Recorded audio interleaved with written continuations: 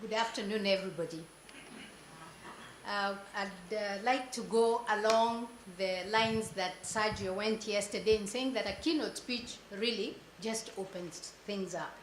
And the good thing about giving a keynote is that you can just throw things out and then get people to think about them.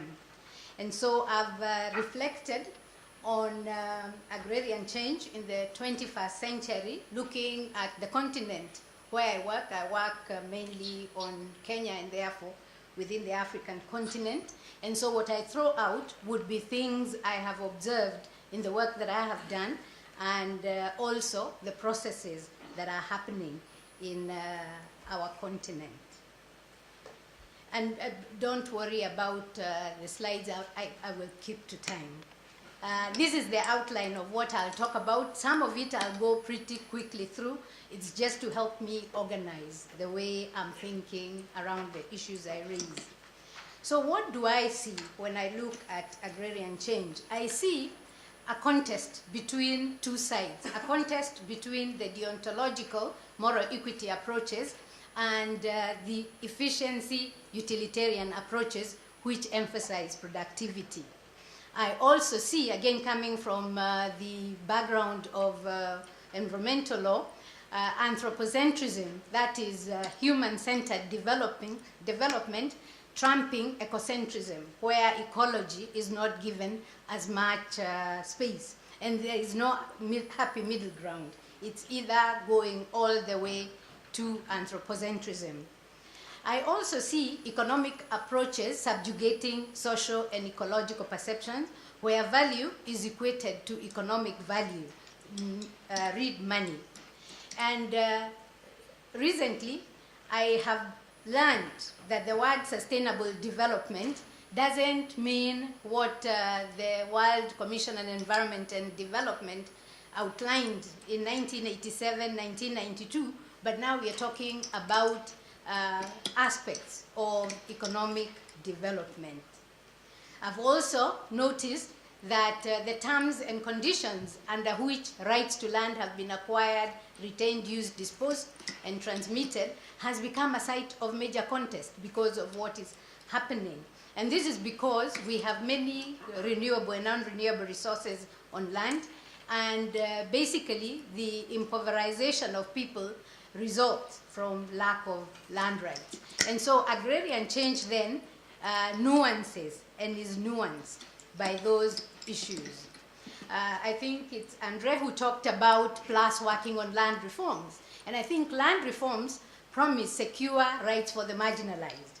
But when you look at it, it's almost like we have a conspiracy of factors pushing the marginalized, especially women, out and more out of, from the center. Then looking therefore at PLAAS at 20 years, what are the key challenges? What are the opportunities? What are the threats? And what are the hopes for the marginalized? And the key challenges are many. I just put them out. And essentially, many of them would have been spoken to in one way or another in the last couple of days. And you can see that land and natural resources and sustainable management thereof features very strongly. Enhancing agricultural productivity. And of course, when we talk of agricultural productivity, there is the whole question of other land uses that are not agriculture.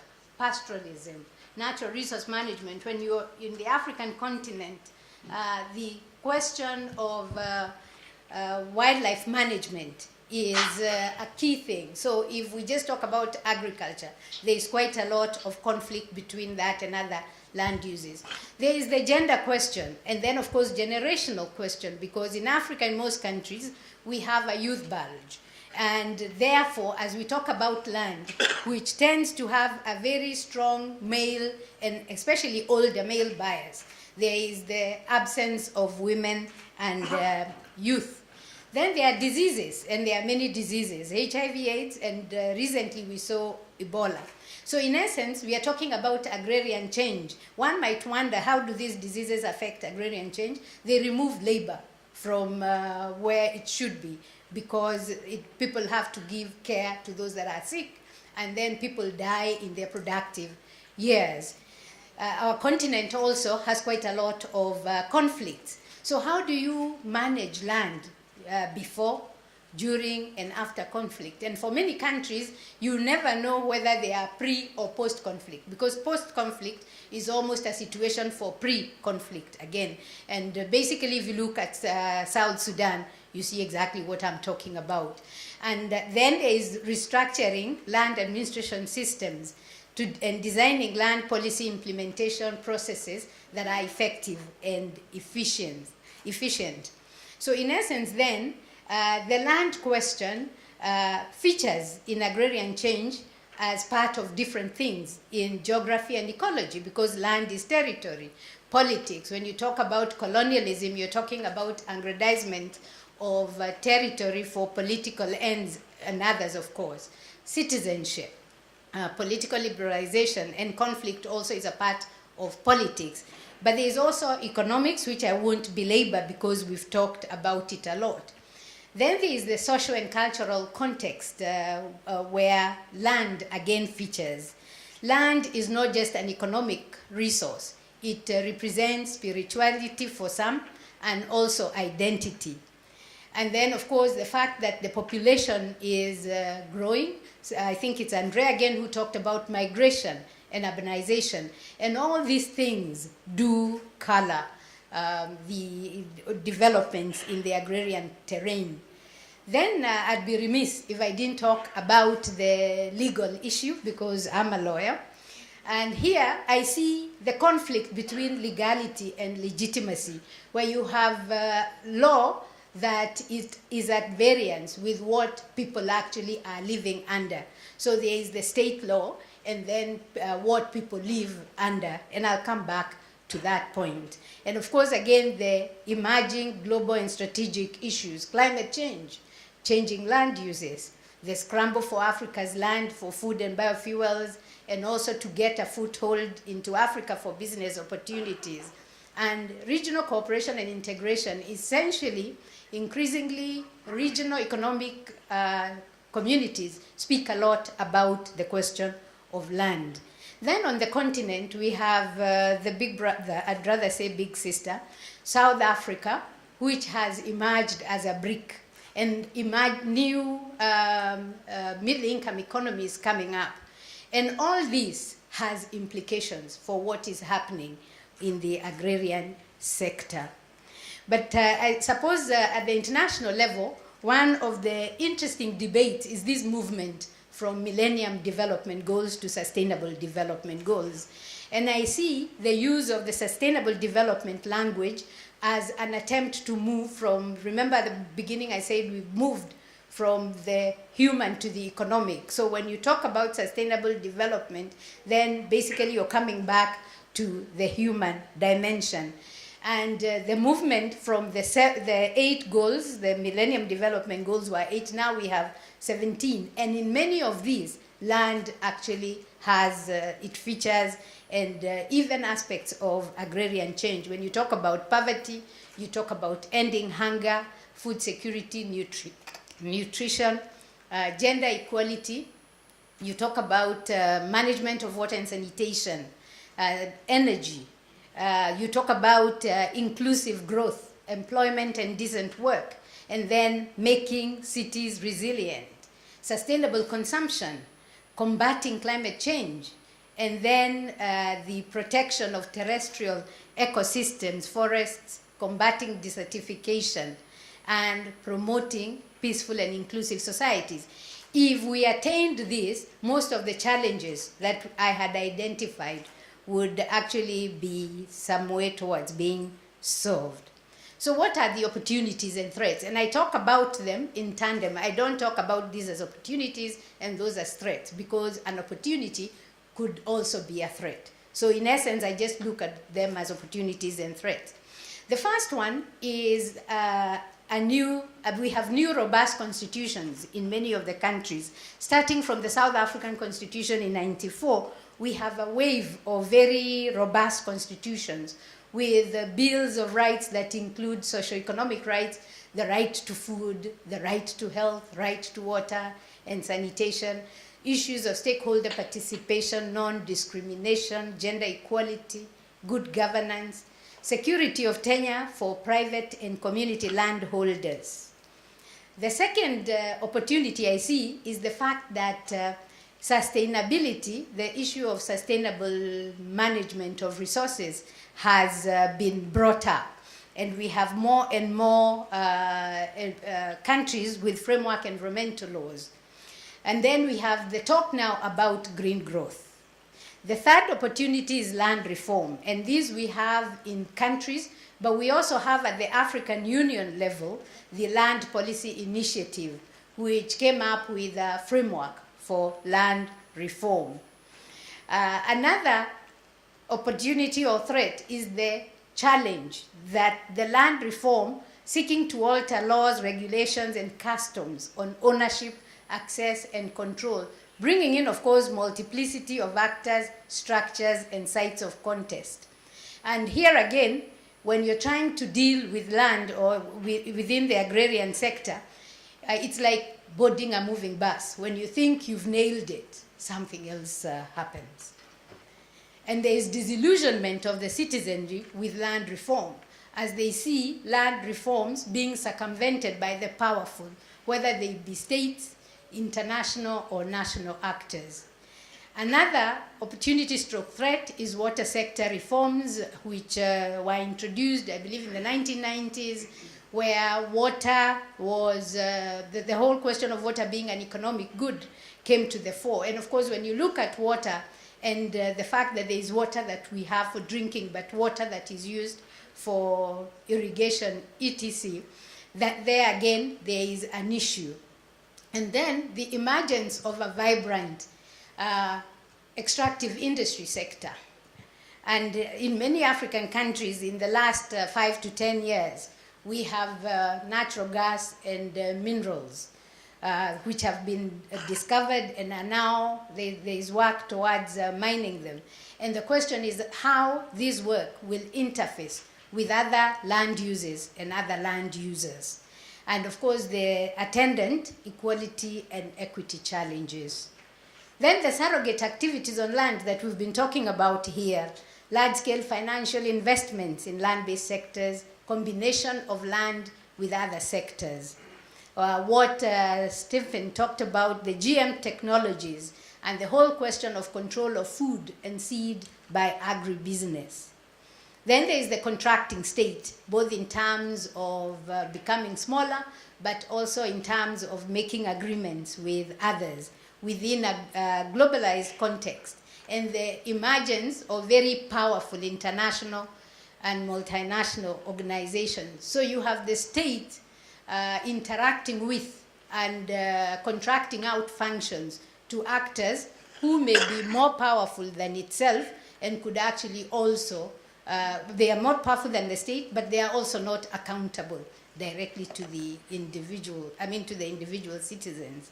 And then the colonial continuities, the politics of exclusion, whether they be race, ethnicity, gender, socioeconomic class, bundling of rights with resources where water goes with land and minerals go with land and therefore are owned by the state, which leads to dispossession, and accumulation by dispossession that was talked about here yesterday.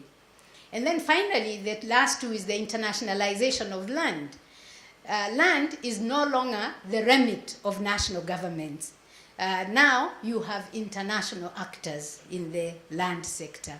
And when you look at interventions to deal with climate change, such as activities implemented jointly, or the Clean Development Mechanism, or RED, which is a reduction of emissions from land-based degradation, all those, again, will encroach on the agrarian sphere. And at the end of the day, you have this dispossession of the poor and marginalized as they are thrown open to a large set of factors with no safety nets. We have very skewed view of land rights, where land now is a commodity. We are not looking at the non-fungible aspects of land, and that goes to the social question I talked about earlier. And then the formalization of informal land relations to suit the one size that should fit all. And the dominant narrative of public and private land, when we do know that there is community land holding, exclusion of women, again, even though they work on land, their labor is not taken into account. And when you go, I think again, it's Andre who said that land is not just about the rural area. So we have a lot of migration into urban areas, and a lot of African populations are forecast to be living in cities in the not so distant future. But when you look at how the cities are, you have squalor, illegality, people are squatters, informality, and that again it doesn't augur well for the populations that are moving. And the whole question of the confluence between land rights and intellectual property rights, specifically patents and plant variety protection. With GM seed, when you plant GM seeds, then as an owner of land, you give the technology owner rights to your land, because seed patents subjugate the land rights to the proprietary rights over the technology. And this, I think, has been discussed in the case in Canada of Monsanto versus Schmeiser. We have many interventions, and we have many laws. We have many institutional regimes at the international and national levels, and we have very many instruments. And I thought that I should just share, if I can get it, I should just share what it looks like when you're trying to deal with many of these issues. If you look, when I talked about the utilitarian and the deontological, you will see the many interventions at the international level. The World Trade Organization does come in because we're trading. The World Intellectual Property Organization does come in because intellectual property rights are relevant. The International Convention for the Protection of Plant Varieties, UPOV, also comes in. And then we have the African Union model law, we have farmers' rights, we have biosafety, and in essence, the slide, let me just see whether I can do full screen. Because in the full screen, at the bottom, you see that is where national law and policy is happening. So in essence, the point I'm making is the space for making law and policy at the national level is extremely constrained because of the many interventions. And before, I don't want to use more time than I have been given.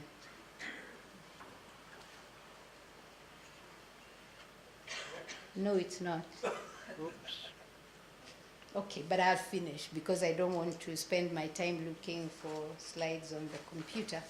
So in essence then, I am seeing that the more things have changed, the more they've remained the same. And I read Maria Mies in my feminist studies a long time ago. And in essence, what she describes as a capitalist patriarchy is what we are currently seeing, because we see the constraint of spaces and spaces for different people, and especially for women. So at the end of it, I don't want to end on a pessimistic note. What are the alleys of hope? And I see the alleys of hope as the multidisciplinary research that is being done by partners in this room, where you're problematizing the interactions between different phenomena and disciplines. But I want to enter a caveat, because in listening to all the studies, you talked about regulation, but you didn't talk about law. And I'm telling you, leave out law at your peril, because lawyers will encroach on your space when you least expect it. And they will come, like James Watson said of their project on the human genome, they will come like moths into the grandmother's closet with their legalese do's and don'ts. which can only be bad for the progress of the work that you're doing. The second opportunity is opportunity for institutional supply for the marginalized to cushion and build their capacity to engage, negotiate, resist processes as situations demand. And the discussions we've had here about civil society and non-state actors working with academia and others provide that opportunity. The third opportunity is keeping people at the center of agrarian change by enhancing their capabilities and also empowering them, removing their unfreedoms, as Amartya Sen would say. And again, I think it's Mark who discussed how though women, even though we have land rights for women in Africa provided for in constitutions and policy accepts them, women still don't own land. But we have seen that there are ways, innovative ways in which women are accessing land. We should identify, secure, and build on those. And then we should also build on the resilience of customary and social systems that offer flexible access to land despite the restrictive and exclusionary formal law. I'd like to urge us to look at the little studied living law, not the law in the book, but the dynamic law that people live on a day-to-day basis. And finally, I know that human rights-based approaches to development is a tired phrase, but I think we should pay attention to the resistance that is coming up on rights to water, saying that we shouldn't just look at the right to water for drinking, because we know in reality people need water for livelihood, which is including other productive uses. I thank you.